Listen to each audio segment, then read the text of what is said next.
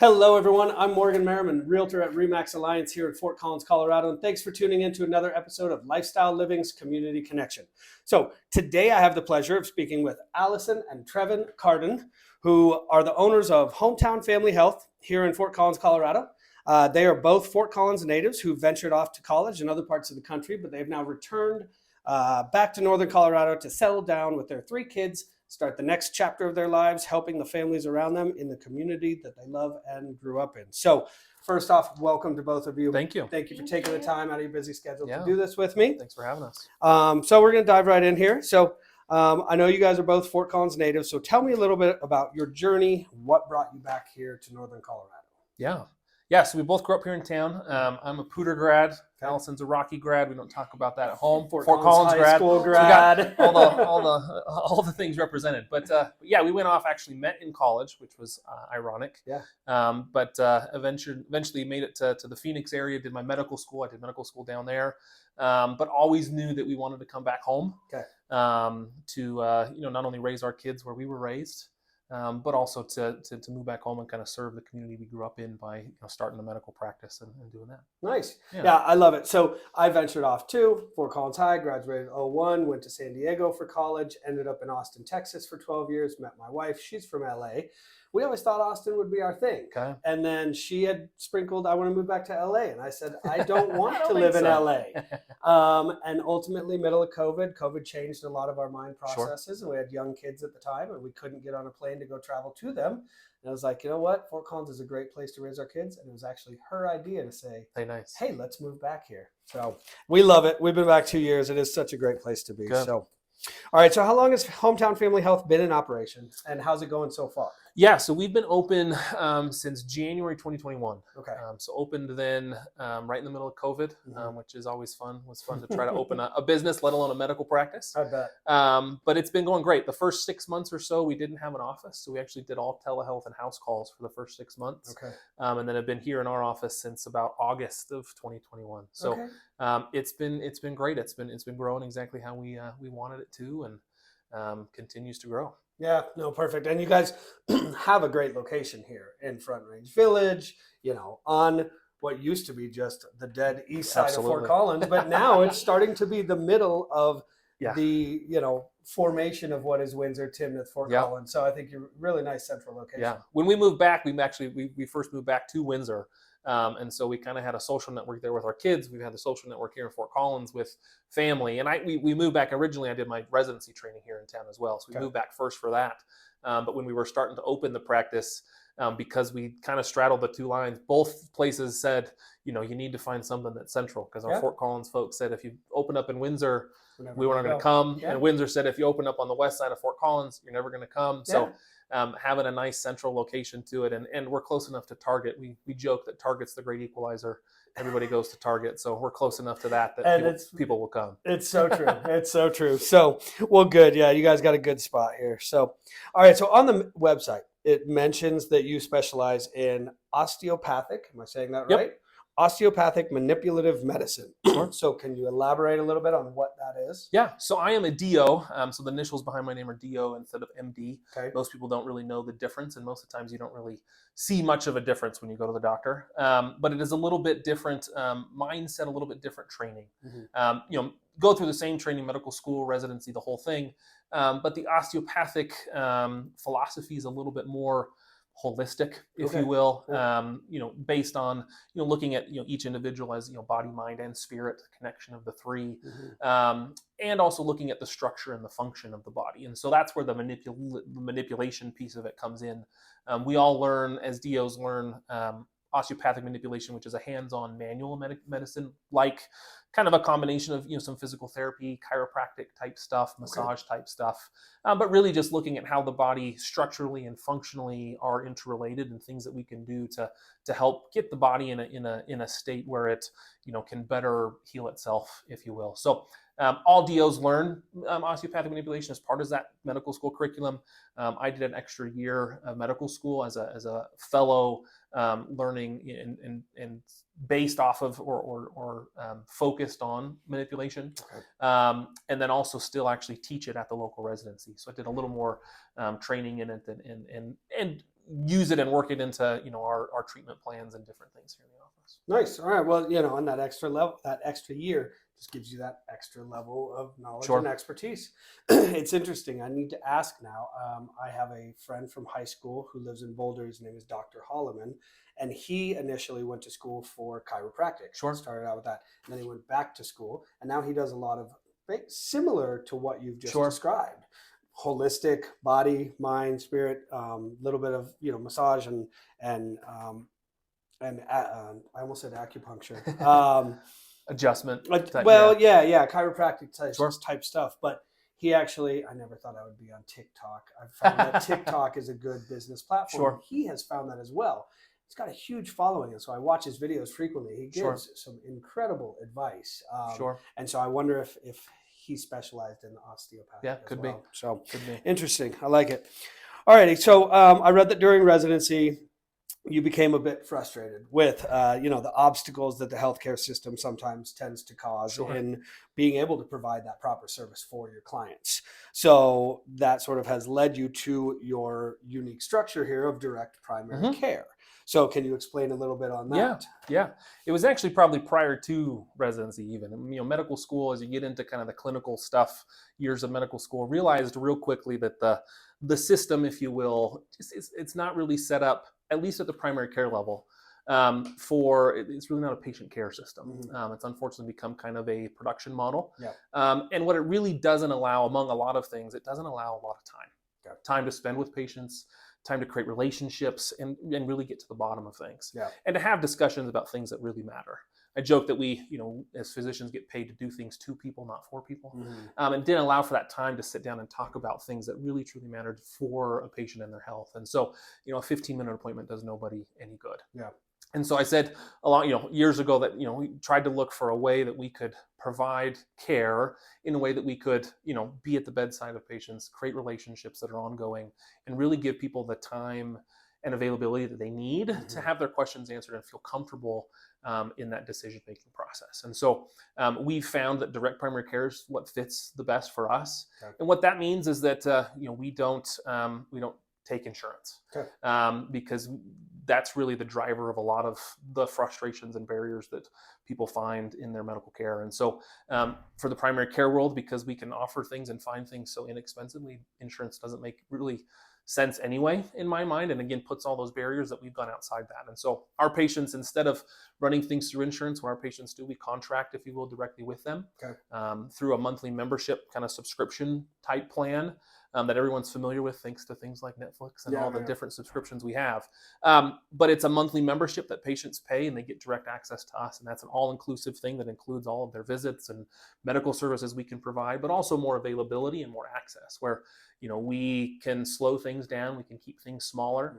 And so our patients almost always have access to same day or next day visits for things that come up. New patients can get in with our office in a matter of weeks as opposed to months. We provide things like text messaging during the day for questions, after hours access for urgent questions and those kind of things. We really just want it to be a more of kind of the old school, hometown, model where you know your doc's kind of part of the family, and you have someone that you can trust and reach out to. Just hearing that, because my father had a doctor that sounds like a similar structure. He didn't take insurance, and I was always sort of, okay, well, how does that really work? But hearing you explain it more thoroughly, I really admire that. It speaks to who you are as a doctor. I had a doctor back in Austin that I wish I could have brought here. She was traditional model, ACH or whatever. So the huge Austin medical system. But she herself just really cared. She was a different doctor. She called me at home with my test results one time, and I'm like, this doesn't happen, So I really appreciate that, and I think a lot of people really appreciate that, and that's going to help you very much in the long run, if it not already does. I grew up here in town. Family doc that I grew up with, just retired, Dr. Craner, if anyone knows him. But he was kind of the same way, he knew you as a kid, he knew what activities you were involved in, he knew the whole family. And that was my first introduction to it. Just needed to find a way where we could provide that same level of service, and the direct primary care model seems to be, for us, is the way that we can do that. Well, I think that's great. I think that's really great. So, all right. So with the unique approaches, how do you feel that sets you apart? You obviously have touched on some of that from other doctors in the area, and how does it ultimately benefit the patient? Yeah. Again, I think the biggest thing is the time, right? The time availability and relationships. Mhm. Again, if I think that the last 2-3 years with the pandemic highlighted anything, it's that having someone in the medical world that that you trust and that you can run things by to help understand all the information that's out there Mhm. is really important, and that's what we really try to be. And so I think that's the biggest thing that sets us off is that again, we're available. Our patients can get into us, they know us, hopefully they trust us. But we give that space for people to ask questions. Yeah. I always tell my patients when we first sit down that I'm not a decision maker for anybody. Yeah. My job is to provide information, take my experience, my background to understand information, but ultimately give the power back to patients to make medical decisions. For sure. And so there's a space where we feel, hopefully patients feel safe coming with questions that they may not feel safe asking in other places, right? Whether that's just helping understand guidelines or things that may be contrary to whatever they're hearing and things. We want to be a safe space where people can ask questions and get those questions answered so they feel comfortable making decisions. And feel confident that they're getting the right answer because, with the internet in general, Sure. but especially with social media these days, I mean, it's got benefits and it's got big negatives. Sure. You can know, find one of the biggest. you can find anything you want out there. And so understanding what is the truth and what is really, whether it's evidence-based or guidelines or whatever it may be, being able to sit down. And for me it's awesome because I have the time. I'll be the first to tell people I don't know in a situation, but I have the time to sit down and research and get back to folks with recommendation and whatnot. So I think that's the biggest thing. The other thing that I think sets us apart is that in that medical decision making and trying to give as much information as we can to people, we can give the financial piece of it. Again, our patients pay the monthly membership for things that happen in our office. But in the case that we have to send stuff out of here, whether that's blood work, imaging, those kinds of things, we kind of help turn our patients into consumers of their care we've gone out and negotiated cash discounted prices for services like that, and we help folks navigate that world of here's the options of things we can look at, but here's the cost from a cash standpoint if you don't want to use your insurance or you don't have insurance. And so we help patients kind of shop around when most people don't really understand that that's even a possibility. Whether that's looking at different pharmacies for medications, whether that's looking at different labs for different lab work.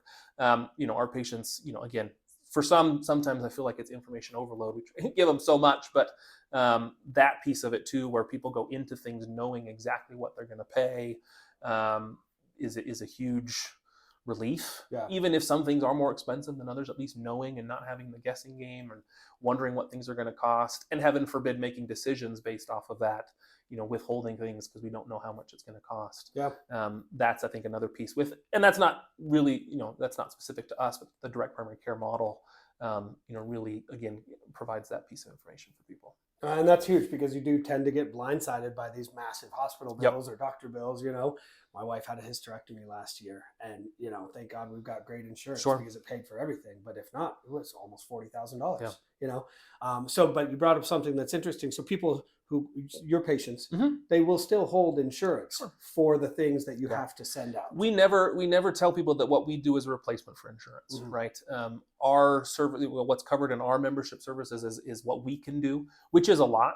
I say in a primary care world, when you have the time, a primary care physician can handle 80 to 90% of people's needs over their lifetime. So we can handle a lot here, but there are things that we can't, right? And a lot of that is the lab work, the imaging, those extra types of services.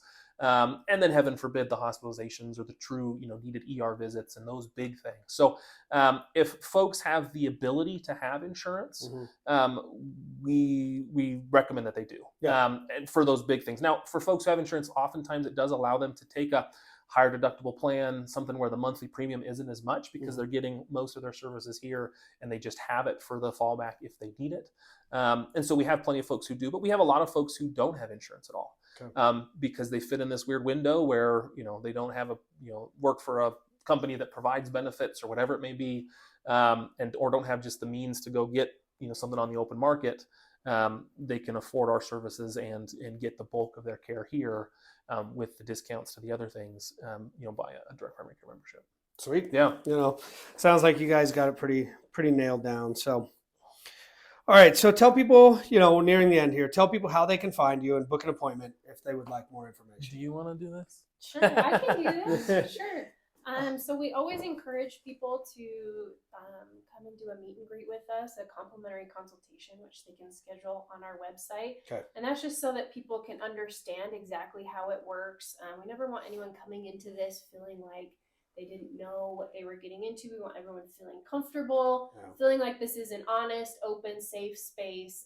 So we love for people to come in to meet Dr. Cardon and to get all their questions answered. People can book those right on our website. Sometimes we do have people call that say, hey, I know all about direct primary care. I'm ready to go. In which case they just call us and we get them signed up and scheduled right then. But either way works for us. We just want everyone feeling comfortable. We don't want anyone feeling like they didn't get all the information. Yeah, for sure. Yeah, so our website's hometownfamilyhealth.com. And lots of information there. You can schedule directly on there for that kind of free initial consultation. Where it is, it's just a sit down to kind of explain how things work and for people to come into the office, see it, get to know us, and make sure it's what they feel comfortable with. Also can find us on social media, Instagram and Facebook, both at, again, Hometown Family Health. Okay. You mentioned TikTok. You'll see me on there dancing with our oldest daughter. Awesome. If you're interested. So. I love that. Hey, you got to throw some personality in it. Like I said, I never thought, I was always so content with just having a personal Facebook. Sure. And then I got into real estate and they're like, you gotta at least do a business profile. Yep. So now I've got a Facebook, personal Facebook business, Instagram, and a TikTok, which I always thought was for dancing, for little girls or whatever, like the more childish stuff. And as I've really looked in, I go, this is a pretty good business model. Sure. Or business promotion platform, we'll say. So yeah, the crazy how things change. Alrighty guys. Well, thanks again to both of you for taking this time. Thanks to all of you for watching and learning about yet another great local company. Family health is so important. And as is having a doctor that you really feel comfortable with and that cares. So I know that from personal experience. I mentioned my doctor in Austin, who I wish I could have brought back here. So if you're feeling the need to shift gears in your healthcare program, reach out to Hometown Family Health, set up a consultation, learn how they really set themselves apart. So once again, I'm Morgan Merriman, realtor here at RE/MAX Alliance in Fort Collins. If you have a business or you know of somebody who has a business who would like to be interviewed, go ahead and reach out to me. All of my information will be at the end of this video. And then, of course, I'm always happy to help out you and your loved referrals for any real estate needs. So thanks again, and we'll see you on the next episode.